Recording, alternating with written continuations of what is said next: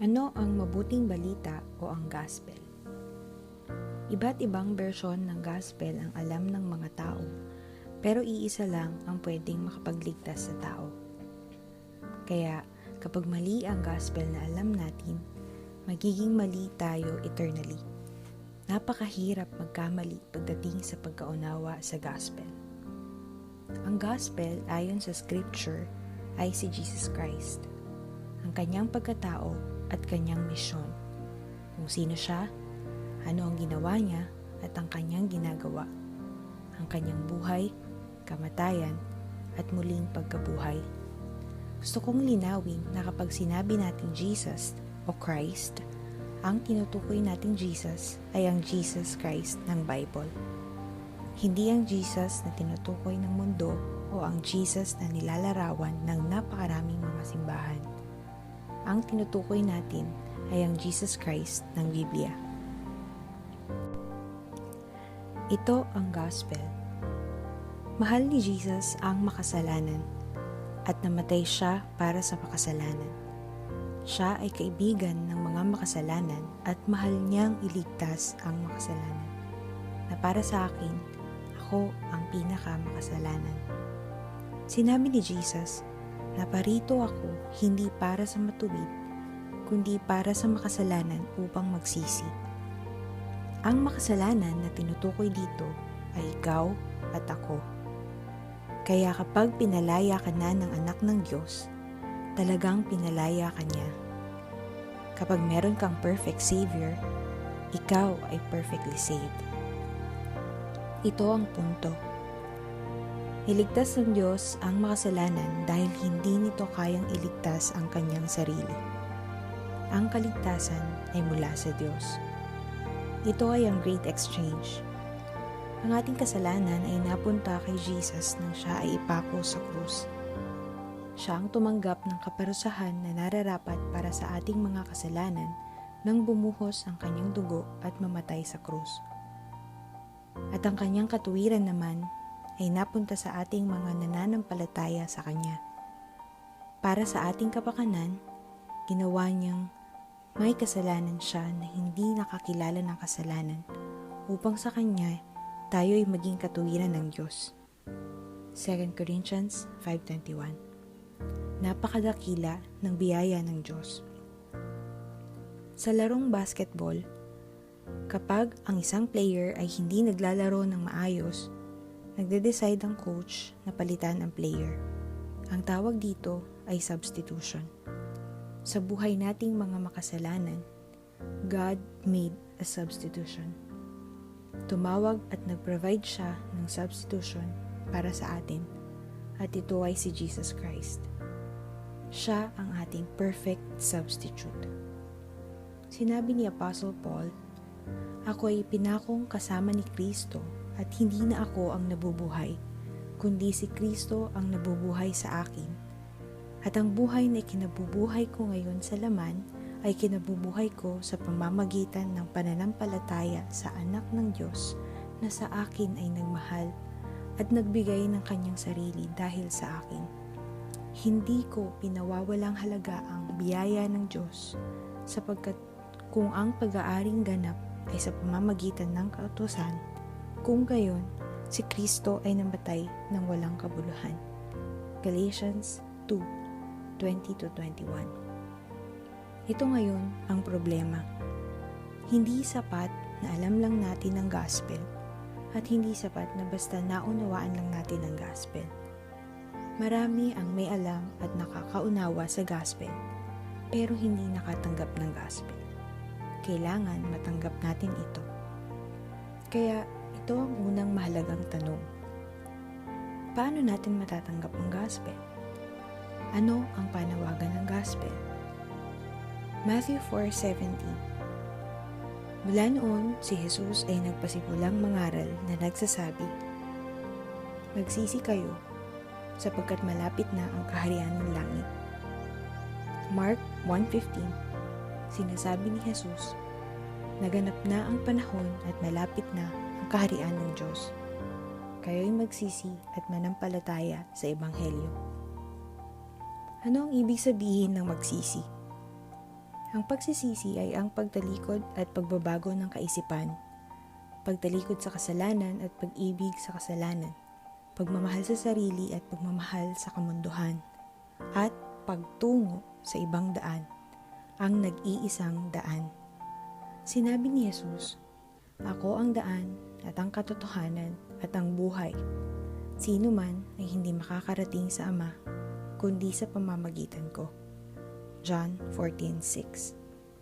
Pangalawa, ano ang ibig sabihin ng paglapit kay Jesus? Una, dapat alam natin ang gospel. Pangalawa, dapat pinagkalooban tayo ng Diyos ng kakayahan upang magsisi, tumalikod sa kasalanan at pagmamahal sa sarili, tumalikod sa mundo at sa relihiyon na inaakala nating makapagliligtas sa atin. At higit sa lahat ay pagtalikod sa anumang pag-asa na ang makapagliligtas sa atin ay ang ating mabubuting gawa. Dahil sinabi ni Apostle Paul na ang lahat ng ito ay walang kabuluhan. Sa madaling salita, ang paglapit kay Jesus ay ganito. Lumapit ka kay Jesus upang mamatay ka sa iyong sarili. Mark 8:34-35. Tinawag niya ang maraming tao, pati ang kanyang mga alagad, at sa kanila'y sinabi, "Kung ang sino man ay nagnanais sumunod sa akin, siya ay tumanggi sa kanyang sarili, pasanin ang kanyang krus, at sumunod sa akin. Sapagkat ang sino mang nagnanais iligtas ang kanyang buhay, ay mawawalan nito, at ang sino mang mawalan ng kanyang buhay dahil sa akin at sa Ebanghelyo, ay maililigtas iyon." Lumapit ka kay Jesus sa pamamagitan ng krus, o hindi ka makakalapit at hindi mo makukuhang lumapit. Ito lang ang tanging paraan. Pwedeng hindi mo ito gusto, o pwede mo itong talikuran at baliwalain, pero ito ang katotohanan ng gospel. Ito lang ang nag-iisang katotohanan. Sabi ni Jesus, "Pumasok kayo sa makipot na pintuan, sapagkat maluwang ang pintuan at malapad ang daang patungo sa kapahamakan, at marami ang pumapasok doon. Sapagkat makipot ang pintuan at masikip ang daang patungo sa buhay, at kakaunti ang nakatatagpo niyon." Matthew 7:13-14. Lumapit kayo sa Kanya para mamatay sa inyong sarili at mabuhay sa Kanya. John 6:37. Ang lahat ng ibinibigay sa akin ng Ama ay lalapit sa akin, at ang lumalapit sa akin, kailanman ay hindi ko itataboy. Sinigurado ni Jesus ang tagumpay ng kanyang gospel.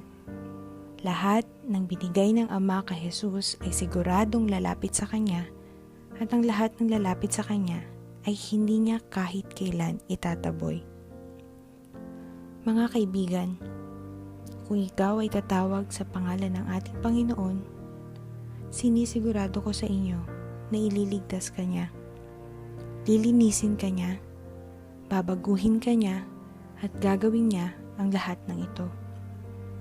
At pagdating ng araw na ikaw ay mamatay, dadalhin ka niya sa presensya ng Ama at iharap ka niyang walang sala at matuwid, sapagkat ang lahat ng tumatawag sa pangalan ng Panginoon ay maliligtas. Romans 10:13. Lahat ng tumatawag sa pangalan ng Panginoong Hesus ay maliligtas. Ito ay ang libreng regalo ng Diyos. Hindi natin ito mabibili, at wala tayong magagawa sa ating sariling kakayahan para makamtan ito, dahil ito ay libreng kaloob ng Diyos. Ephesians 2:8. Sapagkat sa biyaya, kayo'y naligtas sa pamamagitan ng pananampalataya, at ito'y hindi sa pamamagitan ng inyong sarili. Ito'y kaloob ng Diyos. Wala akong ibang maisip na iba pang mas mainam na regalo kaysa sa regalong kaloob ng ating Diyos. Wala akong ibang maisip na ibang magandang balita kaysa sa ating Panginoong Hesus. Meron ba? Ang sinabi ni Apostle Peter, Walang kaligtasan sa kanino paman, sapagkat walang ibang pangalan sa ilalim ng langit na ibinigay sa mga tao na ating ikaliligtas. Acts 4:12. Sabi ni Apostle Paul, sapagkat may isang Diyos at may isang tagapamagitan sa Diyos at sa mga tao, ang taong si Kristo Jesus. 1 Timothy 2:5.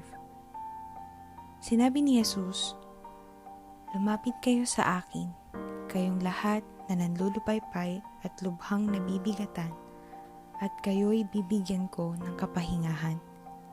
Pasanin ninyo ang aking pamatok at matuto kayo sa akin, sapagkat ako'y maamo at may mapagpakumbabang puso, at makakatagpo kayo ng kapahingahan para sa inyong mga kaluluwa, sapagkat madaling dalhin ang aking pamatok at magaan ang aking pasan. Matthew 11:28-30. Paano ka makakahindi? Ito ang mabuting balita o ang gospel.